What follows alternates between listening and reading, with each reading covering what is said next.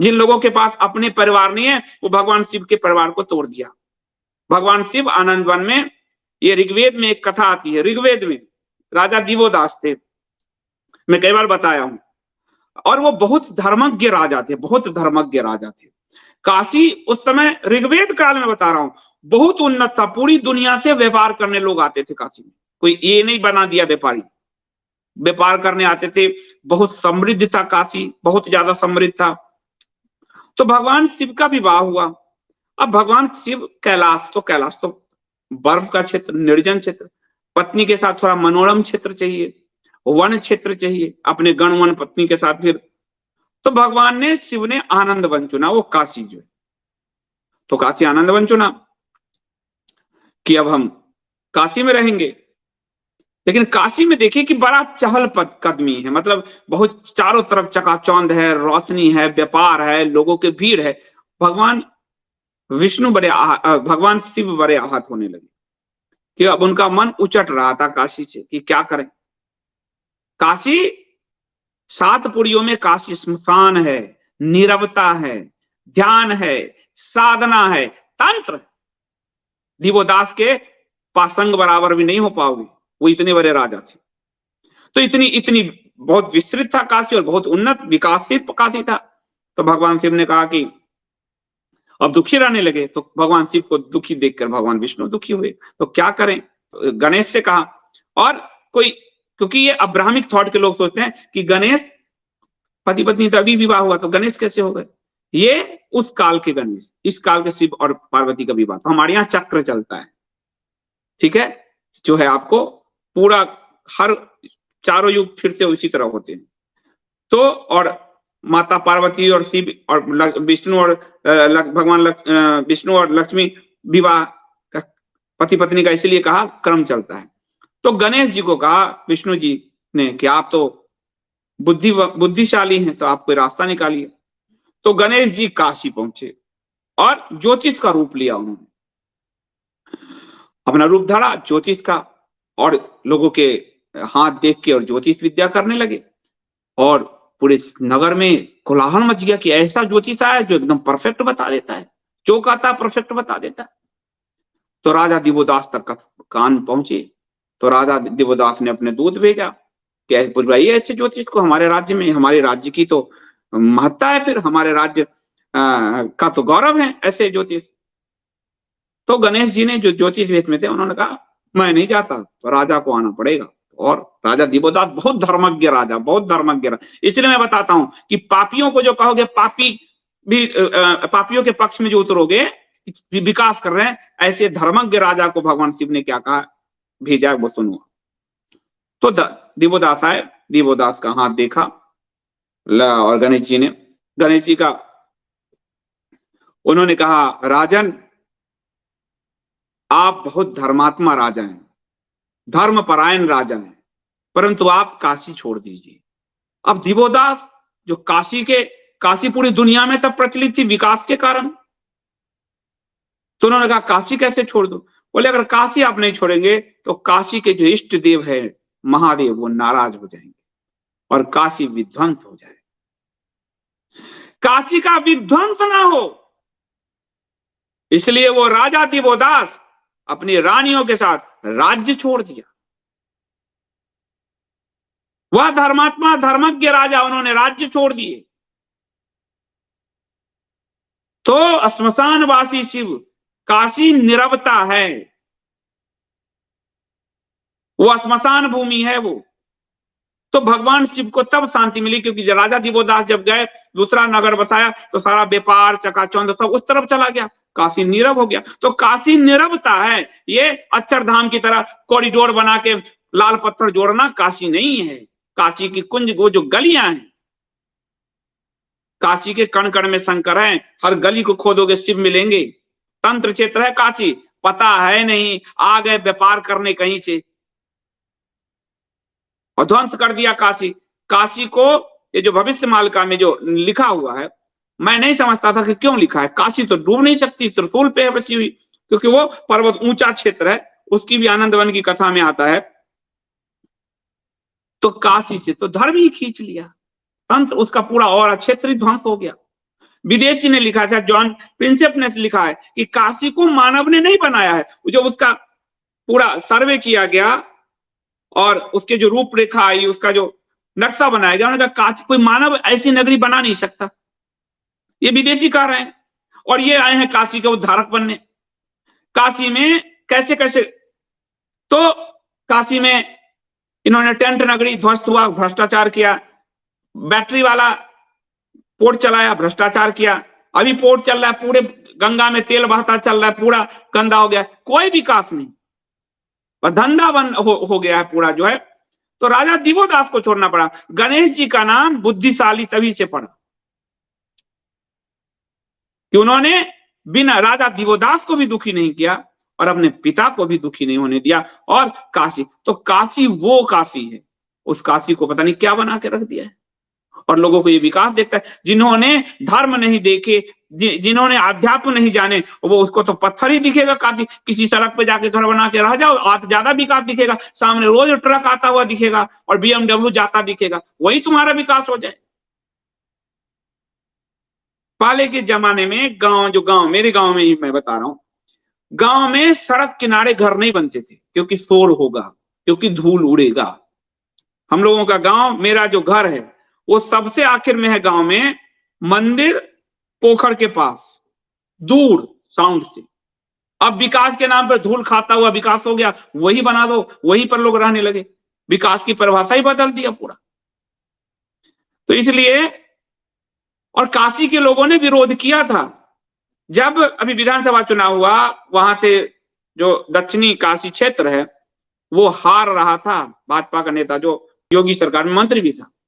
शाम तक चली है गिनती, लोग वहां के काशी के लोग बताते हैं, आरोप लगाते हैं, हेरा फेरी करके उसको जिताया गया, वो हार रहा था। 7, साढ़े 7 बजे उसकी घोषणा ही नहीं हो रहे हैं, उसके रिजल्ट घोषित ही नहीं किए, क्योंकि अगर वो हार जाएगा तो ये जो इतना बड़ा दाव लगा है कि यहाँ के दुदुम्बी लाल हैं, खलीफा लाल है, खलीफा लाल की खिलाफत खत्म हो जाएगी, दुदुम्बी बजना बंद हो जाएगा, क्योंकि वही क्षेत्र वो हार गए। 7:30, 8 बज गए उसके रिजल्ट घोषित करने में। तो फर्जीवाड़ा करके तो मुगल ने भी सत्ता स्थापित की, तुर्कों ने भी की, गांधीओं ने भी की, नेहरू ब्रिटिशर्स ने भी की, सत्ता गई कि नहीं एक दिन। धर्म क्षेत्र को जब तबाह करोगे तो धर्म तुम्हारा नाश करेगा। धर्मो रक्षति रक्षता है, धर्म की रक्षा करोगे तो धर्म तुम्हारी रक्षा करेगा, धर्म का विनाश करोगे तो धर्म तुम्हारा विनाश करेगा।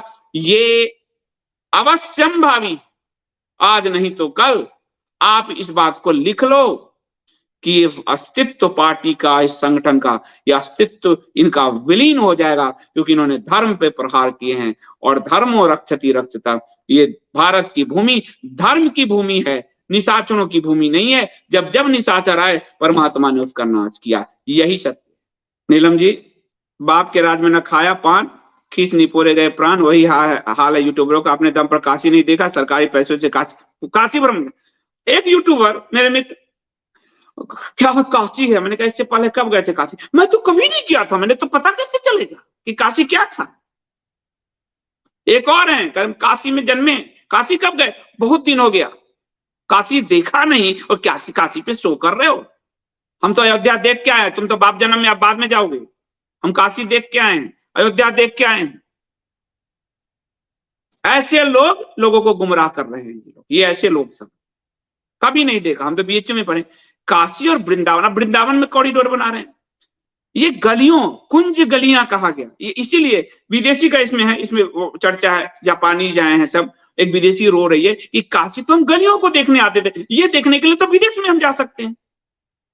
लेकिन किसको पता, अपनी गलियों को गाली, गांधी ने गाली दिया था, उस गांधी के चेले ने बर्बाद कर दिया, गाली को सही कर दिया। और उसका जो सीईओ था, उसने कहा गांधी जी आए थे, बड़ा गंदा काशी। गांधी का दिमाग गंदा था, जो अपनी पोती के साथ नग्न सोता था, वो गंदा आदमी था। अपनी पत्नी से विदेशी का शौच साफ करवाने के लिए जो व्यक्ति अपनी पत्नी को कहा और पत्नी ने मना किया तो थप्पड़ मारा, वो गंदा आदमी, वो हमारे बनारस को गंदा कैसे कहेगा? हम अपनी पत्नी से, कोई अपनी पत्नी से किसी विदेशी का शौच साफ करवाएगा? जाके साफ करो। और पत्नी को कहा, पत्नी नहीं मानी तो कस्तूरबा पे हाथ उठा दिया, पोती के साथ नग्न सोता था।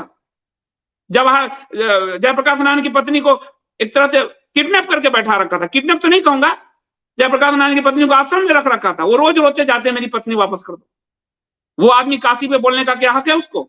मैंने जो रिपोर्टिंग की थी बनारस से आके, अब ये पुस्तक तो मुझे अब मिली, अब मुझे शंकराचार्य अभिमुक्तेश्वरानंद सरस्वती जी ने दिया कि आपके लिए है ये पुस्तक। उस समय एक पत्रकार रोज की रिपोर्ट लिखता था, रोज की रिपोर्ट लिखते थे, फेसबुक पर रोज अपना रिपोर्ट लिखते थे। शंकराचार्य जी ने कहा इस रिपोर्ट को संकलित कीजिए और उसको पुस्तक का रूप दीजिए। तब ये पुस्तक, तो बनारस में उस वक्त क्या हुआ ये इतिहास में दर्ज हो गया। इतिहास जब बनेगा, और अभी जो एएसआई सर्वे में आया, जो सरफेस है, सरफेस ज्ञानवापी परिसर का सरफेस, उसके जो ऐतिहासिक सबूत थे कि मंदिर तोड़कर मस्जिद बने, एएसआई ने कहा काशी कॉरिडोर में वो सब नष्ट कर दिया गया, मुसलमानों को फायदा ही पहुंचाया गया है सरकार के द्वारा, वो सब नष्ट हो चुके। लेकिन ये याद रहेगा, एक एक मंदिर कैसे कैसे टूटा, कैसे कैसे हुआ, सब याद रहेगा। इतिहास बंद। नेहरू ने अपने समय अपना इतिहास लिखवा लिया, गांधी ने अपने समय अपना एक पत्रकार हायर किया, उसका पैसा महाराज दरभंगा भरते थे। ब्रिटेन ने एक पत्रकार हायर करके गांधी को दिया कि आपकी मार्केटिंग करेगा, आपको संत बनाएगा। दांडी मार्च लंबा हुआ नहीं, दांडी मार्च हम पढ़ते इतिहास में, झूठ झूठ, लेकिन वो इतिहास 70 साल में मिट गए। ये इतिहास जो झूठे इतिहास हैं, ये तो 5 साल में मिट जाएंगे सत्ता से हटने के बाद। अब ये सूचना क्रांति का दौर है, इसलिए इतिहास, सच इतिहास। कल परसों 1 तारीख को, अब देखिए झूठ को याद रखना पड़ता है। 1 फरवरी को संसद में बजट पेश करते हुए वित्त मंत्री निर्मला सीतारमण ने कहा हमने गरीबों के लिए 3 करोड़ मकान बनवाए हैं। 4 दिन बाद मोदी जी ने कहा हमने गरीबों के लिए संसद में 4 करोड़ मकान बनवाए हैं। मात्र 4 दिन में 1 करोड़ मकान बढ़ गया। तो जब झूठ बोला जाता है ना, तो झूठ ऐसे पकड़ में आता है, क्योंकि झूठ को याद करना पड़ता है, सच तो एक ही होता है। आप देख लीजिए, 1 तारीख को 3 करोड़ मकान बना था, और 6 तारीख कल में, आज में 4 दिन में 4 करोड़ मकान हो गया। 1 करोड़ मकान 5 ही दिन में, 4 दिन में बन गए। वित्त मंत्री और प्रधानमंत्री के बयान का कितना झूठ, काशी पर ऐसे झूठ बोला गया। तो सब या इतिहास में दर्ज है। पूरा जो मंदिर, एक एक मंदिर विध्वंस किए गए हैं, पूरा तंत्र क्षेत्र स्वाहा किया गया है, वो तो लिखे जाएंगे, और इतिहासकार लिख रहे हैं। इतिहास में तो दर्ज होगा कि औरंगजेब और गौरी गजनी ने टोटल मिलाकर जितने मंदिर नहीं तोड़े, उतने डबल इंजन की सरकार में तोड़ दिए गए, सिर्फ काशी और अयोध्या में। ये तो लिखे जाएंगे भाई, ये तो छुपाने वाली बात थोड़ी, लिखे जाएंगे। वाक्षी, धन्यवाद आपका, थैंक यू सो मच। हम नफरत क्यों करते हैं औरंगजेब से और गौरी गजनी से? सोमनाथ तोड़ा, काशी तोड़ा, मथुरा तोड़ा, अयोध्या तोड़ा, इसीलिए करते हैं ना। तो आज हम वो उसी लाइन पर चलने वाले नेता से प्रेम कैसे कर सकते हैं? हमको अकबर से भी प्रेम करना चाहिए। फिर अकबर ने अपने सिक्के पर राम और सीता ढलवाए, तो हम प्रेम करें। अकबर के समय मानसिंह ने बनारस में इतने मंदिर बनवाए, तो क्या हम प्रेम करें अकबर से?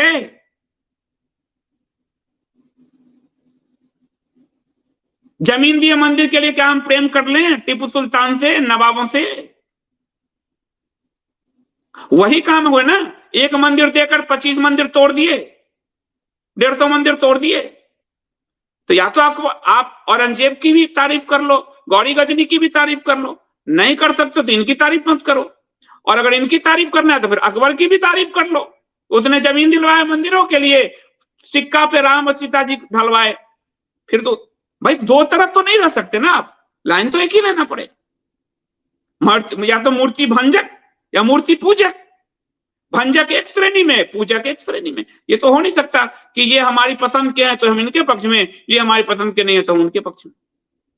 ये तो हो नहीं सकता। और आपको बता देता हूं, इतिहास देखिए, सुनिए। पेशवा के समय जब टीपू सुल्तान के साथ लड़ाई हुआ, तो अंग्रेज और निजाम और पेशवा, ये 3 मिलके टीपू सुल्तान के साथ जब युद्ध हुआ, हैदर अली उसका बाप था और टीपू सुल्तान, श्रृंगेरी के मठ में पेशवा के कुछ सामंत थे, उन्होंने श्रृंगेरी मठ पर हमला करके मठों को ध्वस्त कर दिया। उनके सिर्फ औरंगजेब की मुगल वंश नहीं खत्म हुआ, उन मठ श्रृंगेरी मठों को तोड़ने, मंदिर तोड़ने वाले वो पेशवा के जो सरदार सब थे उनके वंश भी खत्म हो गए। ये भगवान ऐसे थोड़े मारते तीर धनुष तुरंत अभी मार देंगे। कर्म गहना गति, कर्म की गहन गति बहुत गहन होती है। पेशवा वाली कहानी भी बता दूंगा आपको। वो पेशवा जो कभी चौथ वसूलते थे, किससे? मुगलों से। और नानाजी जो थे स्वतंत्रता आंदोलन में, वो डर गए थे कि कहीं हम लोगों के वंश पे न पड़ जाए। टीपू के हमने मठ उजाड़े, मंदिर उजाड़े थे उस लड़ाई में। पानीपत में हमें कितनी बड़ी हार झेलनी पड़ी, इतनी बड़ी सेना होकर भी। पेशवा के नेतृत्व में चीजें बिखरती चली गई, वो अब है भी नहीं। उस बाजीराव बल्लाळ का वो जो वंश, वो उतना वीर, मठ मंदिर पे हमला पे भगवान किसी को नहीं कहते कि तुम हिंदू हो, बहुत अच्छा किए हो। ना ना ना ना ना, वो तो और क्षेत्र है पूरा। तो किसी का, इस पार्टी का वजूद हम लोग आंख से देखेंगे, ये तरस जाएंगे।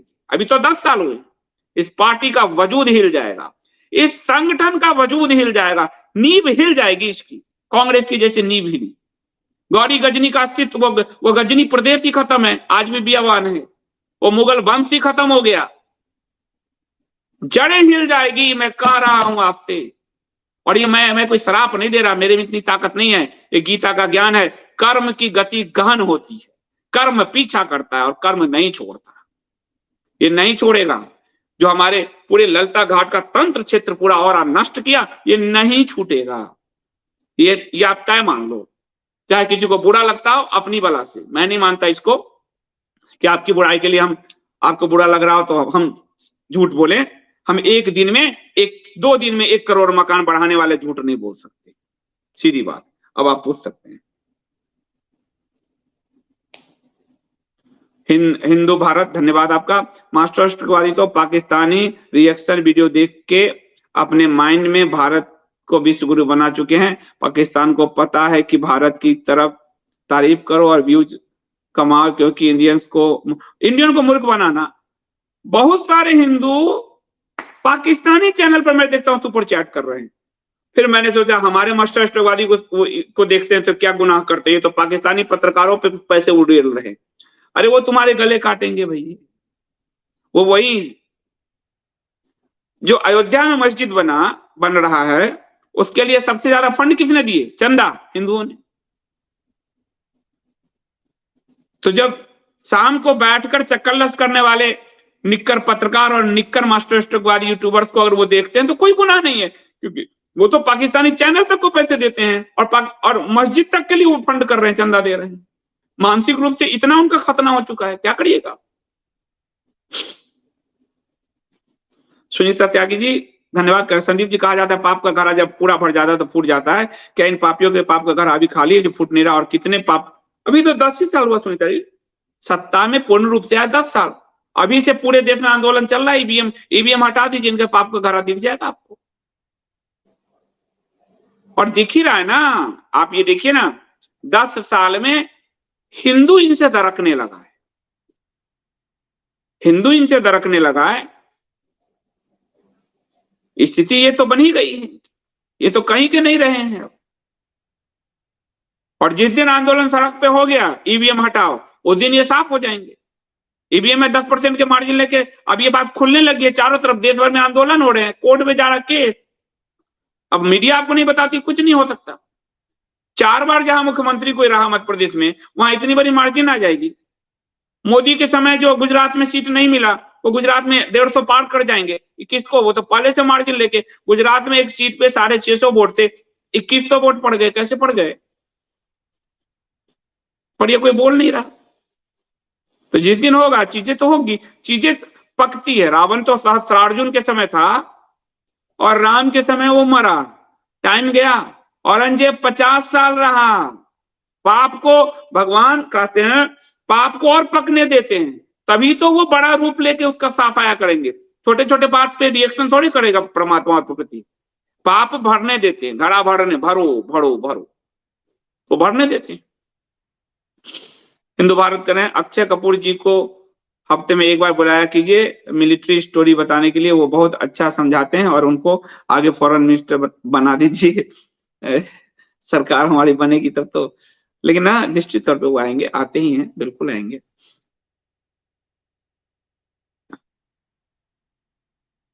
श्रुति जी करें, क्या अगर ये सरकार चाहती तो बिना मुकदमे को ताखाना पूजा का अधिकार दे सकती थी? क्योंकि बिल्कुल कर दे सकती थी सरकार। आप इसमें मैं एक और चीज बताता हूँ। सरकार ने, योगी सरकार अध्यादेश लेकर आई, सुनिए ना, कहां कहां मैं तो आप ही लोग मुझे याद दिलाते हो।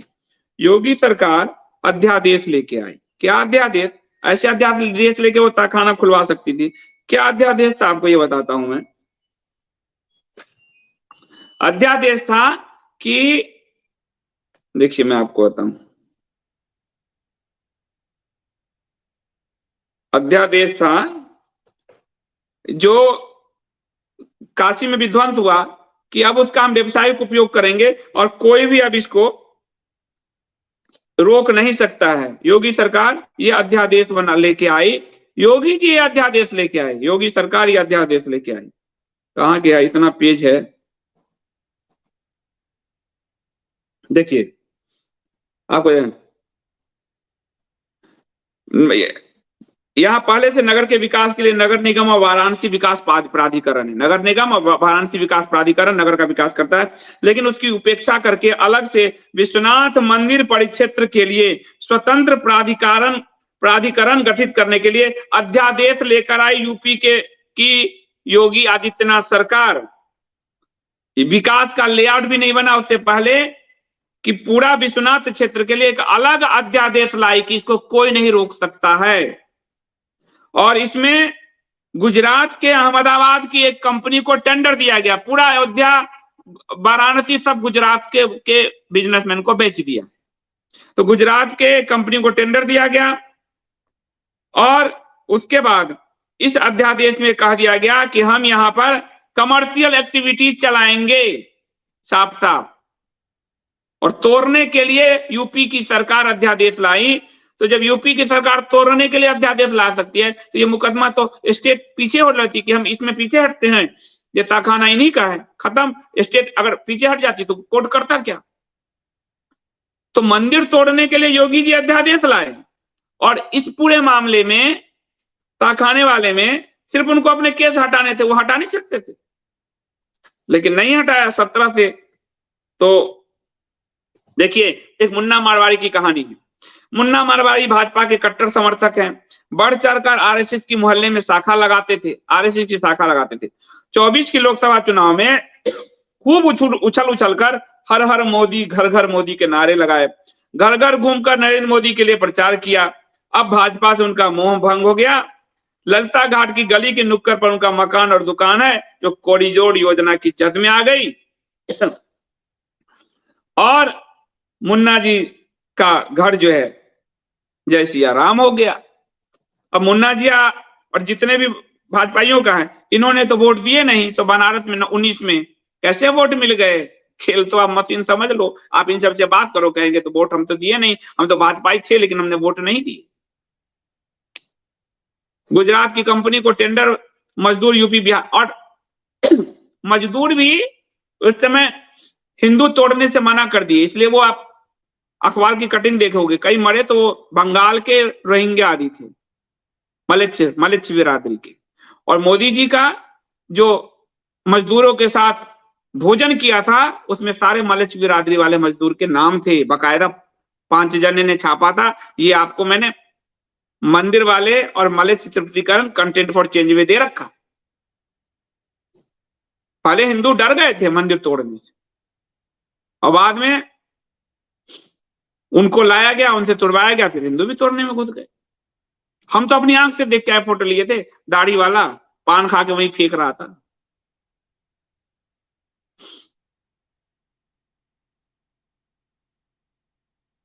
स्वाति जी बहुत बहुत धन्यवाद, थैंक यू सो मच। वंदे विष्णु, आप काफी समय बाद आए हैं। यूट्यूब पूरी तरह से आपके चैनल को रोक रहा है, फिर भी आपके वीडियो लोगों तक पहुंच पहुंचे ही हैं, लेकिन यूट्यूब की वजह से कम लोग तक पहुंचे, इसलिए इसके लिए सरकार पूरी कोशिश में है। वो रुका जा रहा है, वो तो दिख रहा है। जिस लेवल पर वो जो जितने बड़े-बड़े लोग हैं, वो सब कह रहे हैं कि आपका काम आज के समय में अकेला है और व्यूज होते ही नहीं है। अभी आप देखो 450 लोग देख रहे हैं, आप देखना जब अभी होएगा तो 150 व्यूज दिखाएगा। ये स्थिति क्या हुआ है। इसीलिए मैं सबको कहता हूं, जितने लोगों को कंटेंट का मूल्य जरूर चुकाएं, कंटेंट का आप मूल्य चुकाते रहिए, हमको व्यूज की कोई चिंता नहीं है, क्योंकि ये वहां पर हैमर कर रहा है जहां हैमर करना चाहिए, वहां हैमर कर रहा है। सारी जगह से मेरे पास सूचना आती है कि धर्म की जो बात कर रहे हैं वो वहां तक हैमर कर रहा है, वो हैमर जा रहा है, लोग डाउनलोड करके देख रहे हैं, दिखवा रहे हैं। तो आप लोग केवल सब्सक्रिप्शन चुकाते रहिए, जो भी लोग जितना भी चुका सकते हो। आप देखिए सत्य से ये चैनल कभी दाएं बाएं नहीं होगा।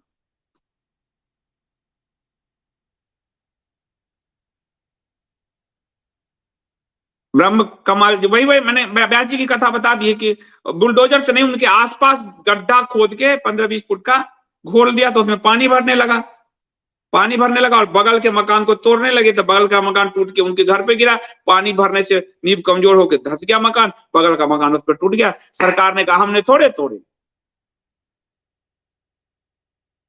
ये किया। स्वाति जी, धार्मिक situation of India looks so dangerous with M appeasement and more reservation full. बिल्कुल, संसद के अंदर जिनको 10 साल 13 साल मुख्यमंत्री बनाई भारत की जनता ने, 10 साल प्रधानमंत्री बनाए, वो आज भी अपने पिछड़ेपन से नहीं उबर पाए। मैं पिछड़ा हूं, आप जिंदगी में अगड़े नहीं हो सकते। मेंटल स्टेटस होता है, सामाजिक रूप से जो उन्नत हो गया वो अपर हो गया, यही था आरक्षण का कॉन्सेप्ट। लेकिन आप 10 साल प्राइम मिनिस्टर होकर भी संसद में करो मैं पिछड़ा हूं, मैं तो मानसिक रूप से पिछड़े हो आप। पिछड़ेपन की ये आप में आप क्या बोध कहें हम। प्राइम मिनिस्टर सबके प्राइम मिनिस्टर होते हैं कि मैं पिछड़ा का प्राइम मिनिस्टर हूं, ये स्थिति है। अब क्या कहोगे आप। अगर मैं सब कुछ पढ़ लिख के भी मैं रोता रहूं कि मेरे तो बाप दादा ने कुछ संपत्ति अर्जित नहीं की, मैं कहीं का नहीं, तो ये तो लानत मेरे पे है। हमें भगवान ने अवसर दिया, पढ़ा लिखा, हम आगे बढ़े, प्राइम मिनिस्टर का अवसर दिया जनता ने, वो प्राइम मिनिस्टर बन गया। अब आप कहाँ है पिछड़ा, आप तो प्राइम मिनिस्टर हो भाई, कहां से पिछड़े हो। जब देश का प्राइम मिनिस्टर ही कहेगा मैं पिछड़ा हूं, तो ये देश तो पिछड़ा ही रहेगा ना, ये देश कैसे आगे बढ़े। जब प्राइम मिनिस्टर ही पिछड़ा खुद को मानते हो तो देश कैसे आगे बढ़े। जनता ने, हमने तो वोट नहीं किया था पिछड़े के नाम पे, हमने तो प्राइम मिनिस्टर मोदी को वोट किया था हिंदुत्व के नाम पे, और हिंदुत्व के नाम पे वोट लेते हो, संसद में चिल्लाते हो मैं पिछड़ा हूं। ये एक मेंटल स्टेटस है जो जिंदगी भर फायदा उठाने के लिए पॉलिटिकल लोग नौकरी में और इन सब में इसका फायदा उठाने के लिए इसका इस्तेमाल करते हैं। वरना आप एक बार आपकी परिवार उठ गया, विधायक बनेगा, सांसद बन गया, आईएएस बन गए, अब आप कहां के पिछड़े रहे भाई, अब आप अगड़े हो चुके हो। पर जिंदगी भर जाति पकड़नी है, दूसरों को जातिवादी कहना है। पूरी जिंदगी जाति की रोटी खाते हो और दूसरों को जातिवादी कहते हो।